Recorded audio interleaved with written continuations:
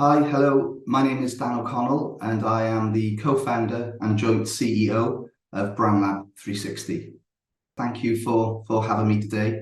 It's a great pleasure to be able to talk to you amongst some illustrious company about the metaverse, the 3D web, or the third web.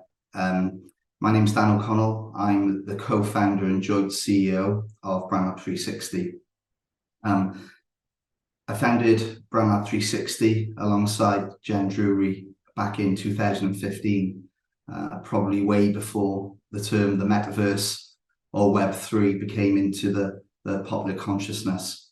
And the reason for founding BrandLab 360 was actually for the fashion industry at that time where we worked. And the fashion industry and the trade of fashion and wholesale fashion was a place where relationships, human interactivity were very, very important and very crucial. And we set about building a solution for wholesale fashion appointments between brand sales reps and their buyers from retailers who were so used to building lasting relationships based around being together in person. We set about building an online solution that would facilitate that. One of the reasons why we think the 3D web, as we call it, or the metaverse or Web3, is at a kind of profound stage, is that so many of the world's population are online. The new generation of people are demanding more immersive and more interactive online experiences. So it's our view that Web3 or the metaverse is absolutely crucial in facilitating that, and is almost perfect to be the missing link of the evolution of the internet. I say the metaverse. I've been building this technology for 8 years, and I will admit that up until a couple of years ago, was it November 21, I'd never uttered the word or used the word metaverse. What is it? Metaverse, Web3, spatial web, 3D web. Is it gamification online? Is it virtual reality? For us, it's quite simple. It's using the power of the existing wonderful technology that is video gamification and applying it to enable consumers to have more enriching experiences online, which then results to better commercial outcomes. What is Web3? What is the evolution from Web 1 to Web 3 in our eyes? I think this graphic is pretty good in explaining the gateways to content, if you like. So Web 1, the mouse was gateway to content, and on Web 1, of course, it was a read-only internet. There was no way of contributing to it really. It was a small number of contributors, and used the mouse as a gateway. And then the evolution into Web 2 was very impressive, because all of a sudden anyone in the world can self-publish, can create websites, they can sell goods on the internet.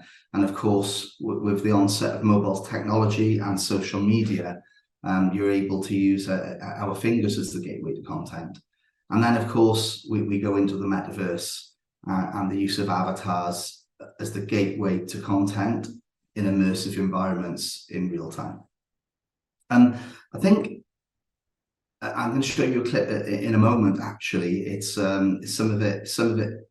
This clip some of you may have seen, and it's a clip from many years ago of Bill Gates talking on the David Letterman show about Web 1, the onset of the internet, and the kind of the naysayers that were around that, who didn't believe the internet would become a thing. And I think it's important to show it, because I feel there's still half or maybe more of the world who believe that Web3 will be the way that most people access the internet in the near future. And then there is the other half of people, or maybe more, who don't. I believe it's inevitable. I believe there's a cascading cultural shift from Web 2 to Web 3. I think it's happening, and I think it's unstoppable. And I think there's a really fundamental and simple reason for it. That being, humans are wired to be together. They're wired to be connected. And when humans are connected, they do business. From prehistoric times, on the early onset of when people traded, people congregated together. And when they did, they formed markets and they bought and sold to each other. It's the human condition that we trade, and we trade more prolifically when we're together. So if you think of millions and millions of years went by of that happening, and then the internet came, and then all of a sudden people are asked to do business online as a sole experience on their own, looking at a 2D screen, which is totally alien to them from what the humans have been used to forever. So I think Web3 is the perfect kind of solution to it, because it enables real-time collaboration.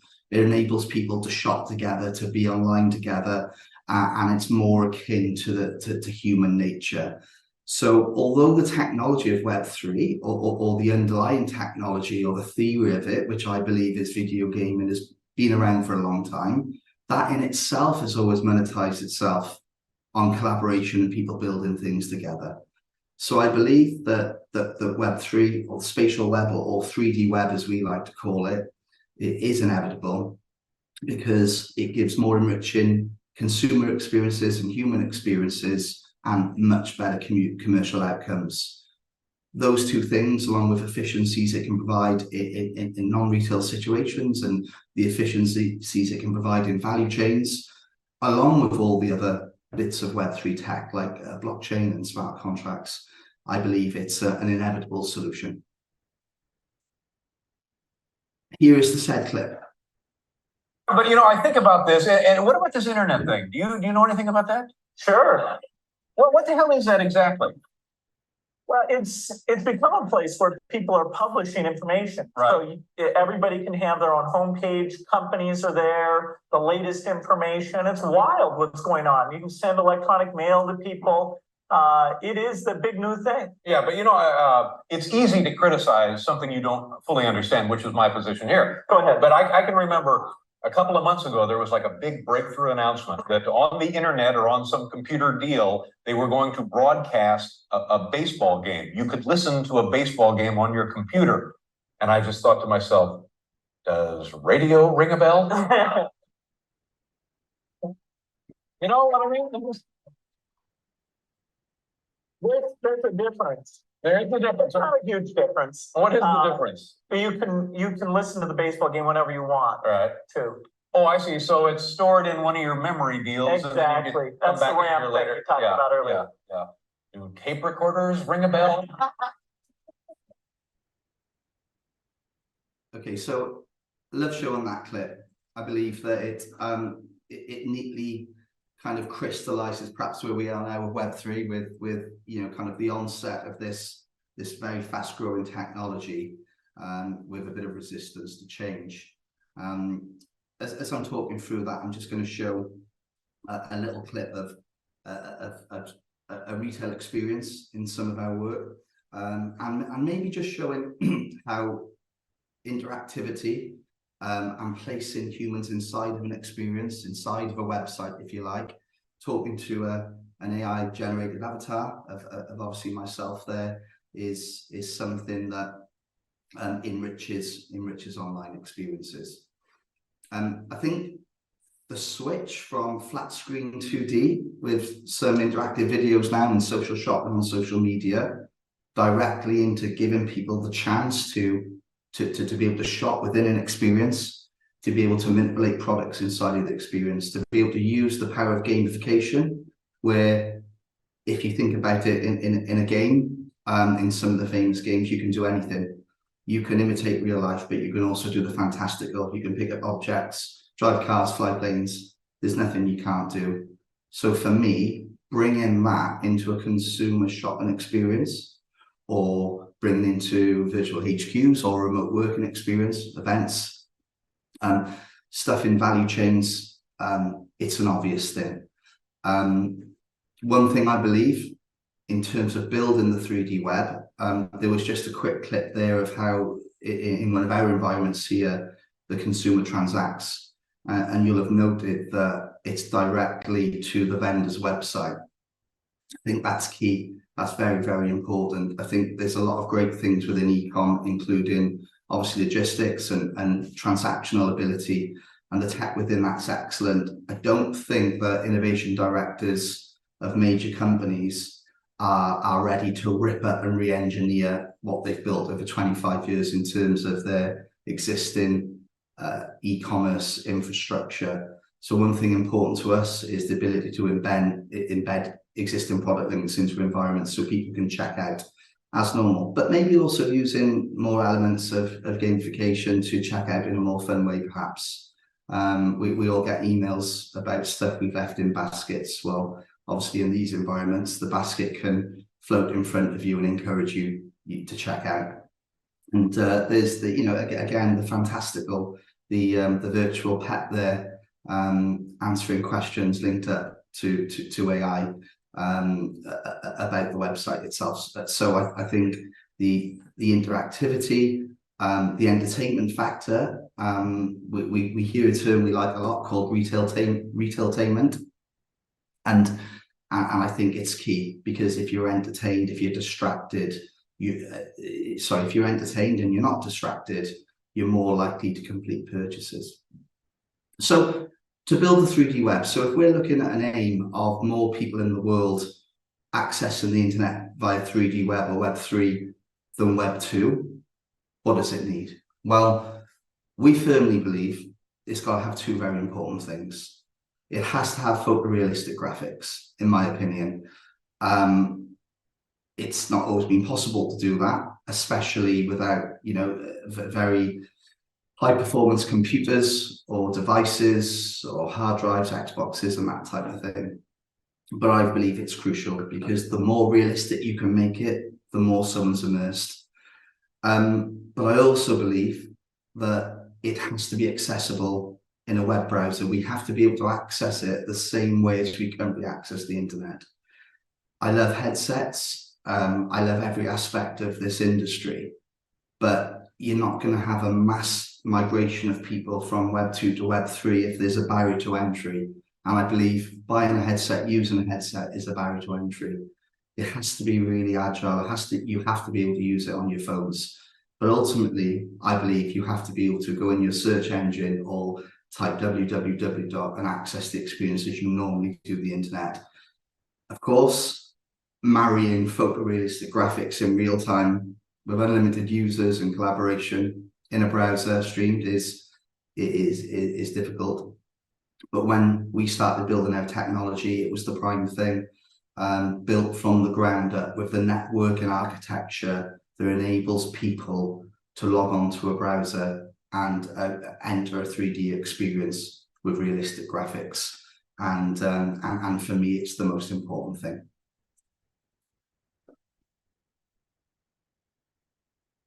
We talk about WebRTC and real-time collaboration. For me, it's crucial. Again, I talked about earlier about the onset of civilization, humans being wired to connect.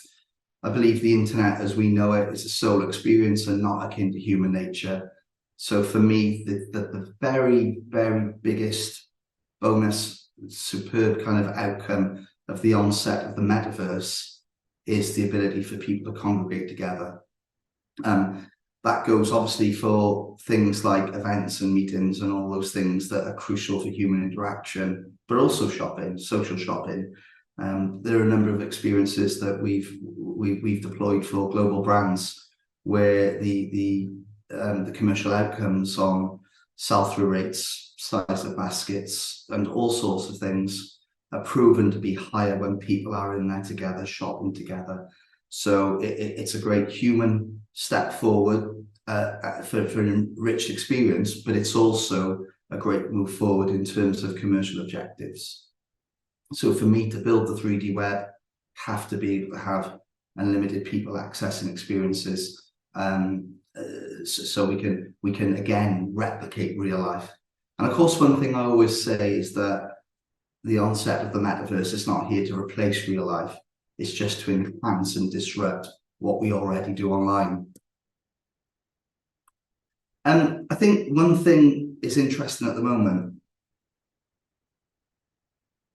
is that there are lots of Web3 companies that are around or are popping up.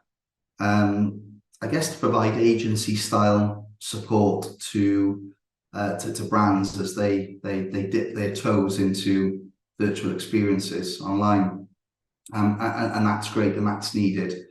But for me, again, to enable the movement of this cascading cultural shift from Web 2 to Web 3, you have to give the same tools and the same ease of use that currently exists. So one of the great things about the development of Web 2, or the second iteration of the internet, was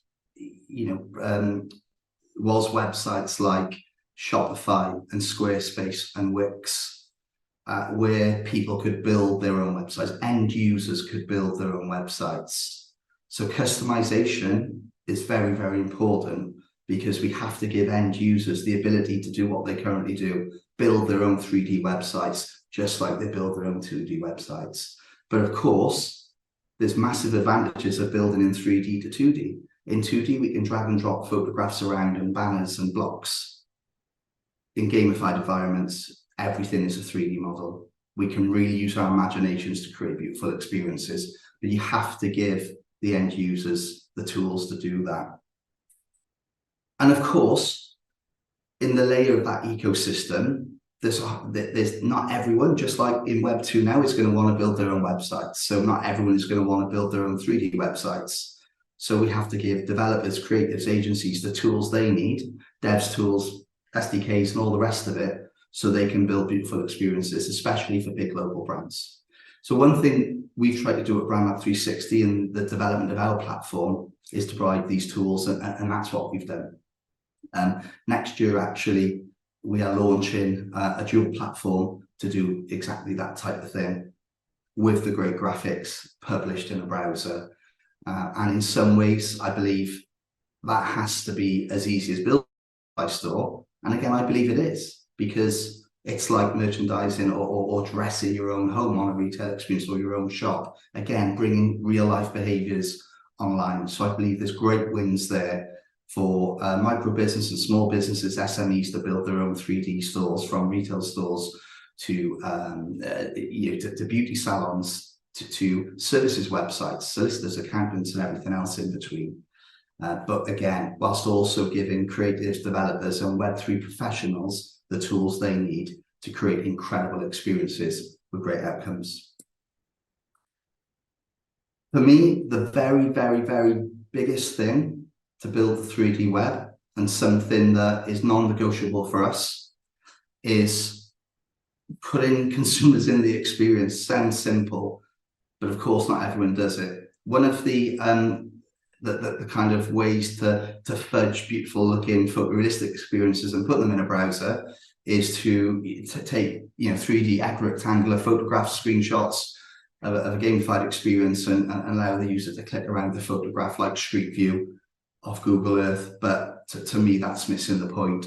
Doesn't allow real-time collaboration, doesn't allow people to be together, and it doesn't allow the human to experience it in first or third person view. So for me, a non-negotiable is placing people inside of the experience as an avatar, or first or third person, and allowing them to explore spaces naturally rather than clicking around a photograph, which I would call 2.5D. It's great, and it's something that we were doing 6 or 7 years ago whilst we were building our technology. But for me, we have to put people inside of these experiences and let them collaborate together and let them explore. I think one thing, maybe for me, one of the not so exciting things, but maybe the important things in terms of commercial outcomes, is we have to unlock the power of analytics of Web3.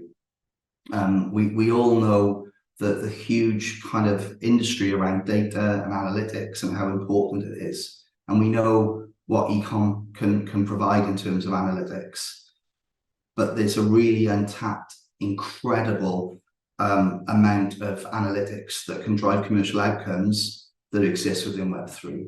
And, you know, imagine imagine brands as we do now, and retailers who are able to see a live heat map of where consumers are behaving within their stores, what products they're interacting with, what blade of carpet they sat in, what displays attract them, the ability to practice in VR and then place that into their actual stores on Fifth Avenue or on Mount Street and Oxford Street in London. The ability to have that data is incredible. And of course, gamification, video gaming provides incredible access to analytics to unlock that have not previously been there. So I think the development of the analytics side is really important in this big movement from Web 2 to Web 3. And we crystallize it, connecting, collaborating, and converting. This is a kind of incredible opportunity, which at the start, you know, we're at a profound moment of history because we've got the ability to enrich a human experience whilst providing incredible conversions and outcomes for businesses. Not very often do those two things collide and work together as a partnership perfectly, but in this case we can. Just wanted to briefly talk about some of the industries that are primed for this conversion to Web3 now. I think that there is every single industry and business function in the world, every single company in the world, and every single department or function within that company can utilize Web3 for the better. But I'm just going to focus quite quickly on 2 or 3 industries where this has already been proven and outcomes are very, very strong already. Okay, I think the obvious one is retail and wholesale fashion, and retail and wholesale other industries. Again, going back to where we started wholesale fashion, it was absolutely important for the brand employee and the retailer employee to be able to feel they were together. COVID happened and they weren't able to be together, and they were having to do Zoom calls and share screen and go through line sheets, and it can't have been the best experience. Now they're able to be in perfect digital twins of the existing showrooms, walk around as avatars with their brand rep or in video as well, and pick up products, make assortments, visually merchandise live. The power of it is incredible, and there's incredible success across wholesale fashion with the use of virtual showrooms, and of course now the move into B2C, allowing people to explore. Some of the data across that is really good, especially dwell time. Obviously, you can imagine people are going to spend far more time in these experiences, which is great. But one maybe slightly unexpected, incredible result of all this is the sell-through rates, and the how many people invite friends into the experiences and all that type of stuff. For me, this is obvious. The remote working culture now, working from home, is obviously something that's manifested from COVID. There's something incredible about being an avatar in a virtual environment in your own office. We have our SaaS Virtual HQ product launching shortly, with very short loading browser time, instant access. You're away. All the functions that you do in a real office will be in there, but online. And I think the psychology around that's interesting, because when we're on Zoom together or doing Teams calls, it's great, we can see each other, but the minute your laptop goes down, you're immediately disconnected. And there's some psychological nuance around doing an avatar to avatar meeting, finishing your conversation, and then your colleague gets up and walks back to their office, and you track their movement, you feel where they're going. There's something much more human-like and real life-like about virtual HQs, remote working and events, and there's some incredible, brilliant products out there already that serve the industry. But for me, that's the big disruptor within remote working. We've seen Microsoft announce what they're doing with Teams. Everyone is investing in it, and for me, it's a very obvious thing. There's been lots of psychological studies of the benefits of it, and it's an inevitable growth area and trend. For us, an unexpected huge commercial opportunity came with property development. We weren't from that industry, but we were approached by some global property developers who recognized that we could build photorealistic digital twins of buildings that are not built yet, allow people who are going to end up buying them or renting them or whatever it is to go in and look around, invite their family, sit down, visualize their lounge, their views, and feel part of it. But what came as a byproduct of that, and possibly even more efficient and more exciting, is how that can be used across the whole value chain, from planners, showing the local authorities and moving things around in real time to fit planning requirements, to architects and project managers meeting and deciding where fire escapes go in real time, and basically creating enormous efficiencies in the build of large property projects. But then right the way the other side, after sale, using the same digital twin for example, on build to rent projects in big cities all over the world.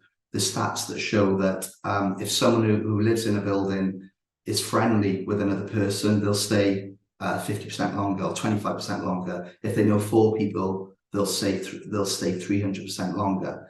And even though lots of these build to rents are always got waiting lists, there's always a 2 or 3 week turnover time when someone leaves. Those 2 or 3 weeks times by millions is a lot of money. So if property developers can encourage people to collaborate and come together and stay, they will with an enormous increase in their profit margin because of it. People are a little bit more confident when they're avatars rather than real life, and you can use digital twins of completed property projects.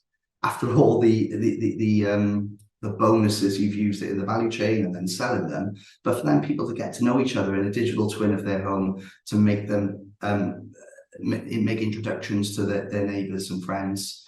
And again, the big thing of the metaverse, collaboration and community, it's a huge win.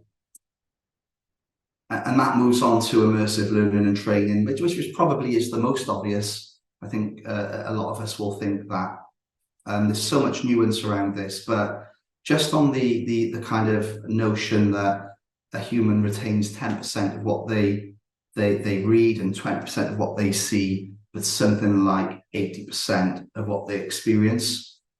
And I saw somewhere someone saying, imagine a young person in a lecture being taught about when the pyramids were built and how, but imagine transporting them there to live amongst the people who did this.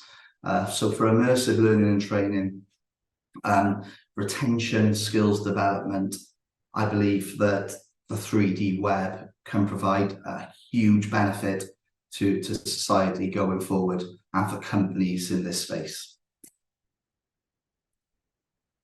We firmly believe at Brown Lab 360, Web3 is the natural solution to the human need to interaction. Human beings are wired to connect. Psychologically, we need to connect together.